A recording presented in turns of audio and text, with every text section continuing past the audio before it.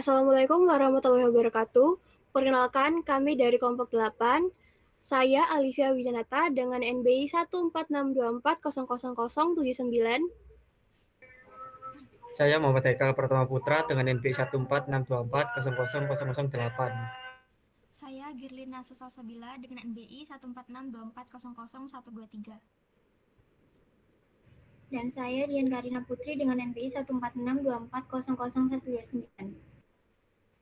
Oke, pada video kali ini kami akan mempresentasikan hasil laporan akhir kami yang berjudulkan Analisis Bias Algoritma dalam Prediksi Penyakit Diabetes Menggunakan Machine Learning.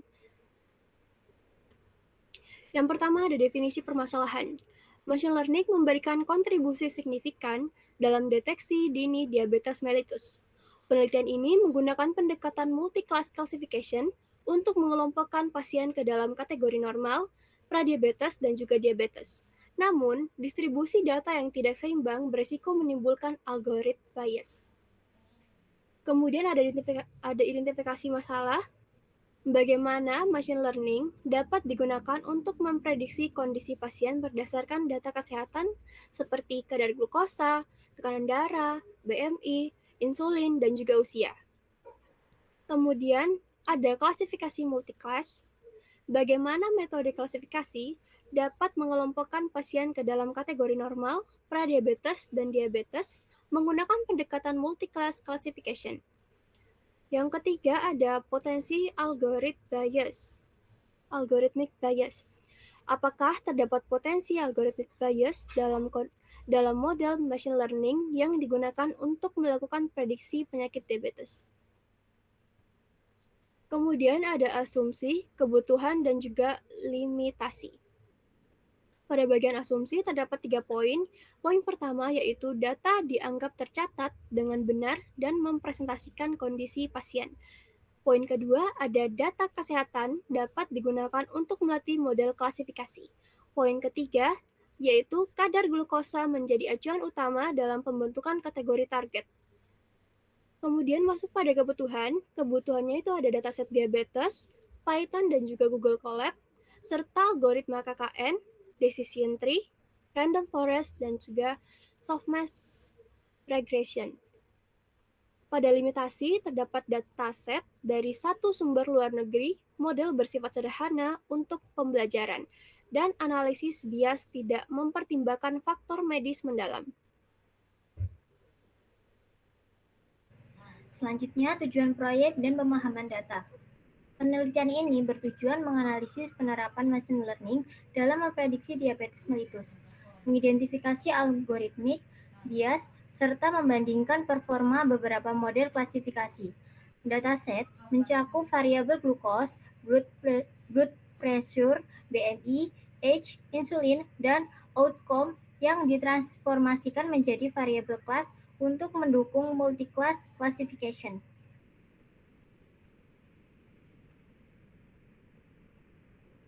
Selanjutnya, pengembangan dan evaluasi model. Tahapan pengolahan data meliputi processing, normalisasi standar scalar, future selection, glucose, blood pressure, BMI, age, insulin, dan data splinting 80% training, 20% testing. 5 algoritma diimplementasikan dan dievaluasi menggunakan akurasi, classification, report, dan confusion matrix. Di sini ada model, akurasi, dan error rate. KNN akurasinya 78% dan error rate-nya 22%. Decision tree akurasinya 100% dan error rate-nya 0%. Random forest akurasinya 100%, 0% error rate. Softmax regression akurasinya 97% dan error rate-nya 3%. Neural network akurasinya 99% dan error rate-nya 1%. Selanjutnya ada analisis bias dan keadilan algoritma. Algoritma random forest dievaluasi menggunakan 5-fold cross validation untuk memastikan stabilitas dan generalisasi model terhadap data terbaru. Hasilnya menunjukkan rata-rata akurasi yang sangat tinggi dan konsisten di setiap volt pengujian. Untuk tabel berikut ada volt 1 dengan akurasi 98%, volt 2 99%, volt 3 100%, volt 4 99%, dan volt 5 98%. Analisis confusion matrix dan classification report pada model random forest membuktikan bahwa model tidak memiliki bias signifikan.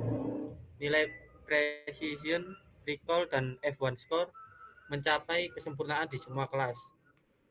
Kelas normal, precision 1, recall 1, F1 score 1. Prediabetes, precision 0,99, recall 1, F1 score 0,99. Diabetes, precision 1, recall 0,99, F1 score 0,99. Implementasi FVM dan unsupervised learning. Support vector machine atau SVM. SVM diimplementasikan dengan kernel RBF untuk menangani distribusi non-linear. Mitigasi bias dilakukan dengan metode smooth untuk menyeimbangkan kelas minoritas dan optimasi parameter C dan gamma. K-means clustering mengelompokkan data secara alami tanpa label, ditemukan overlapping area di perbatasan glukos dan BMI, membuktikan transisi kondisi pasien adalah spektrum gradual yang menjadi akar penyebab algoritmik bias. Selanjutnya ada reduksi dimensi PCA dan LDA. Prinsipal komponen analisis atau PCA dan linear diskriminan analisis atau LDA digunakan untuk mereduksi dimensi fitur dan menganalisis struktur data secara komparatif untuk mendukung keadilan model. Untuk PCA, di sini mengekstrak komponen utama berdasarkan varian global, mengurangi curse of dimensionality namun beresiko mengeliminasi fitur minoritas yang krusial. Untuk LDA, maksimalisasi separasi antar kelas diagnosis, mengurangi tumpang tindih data secara signifikan, menekan false negatif, dan memitigasi majority class bias. Selanjutnya, deployment system dan refleksi etis.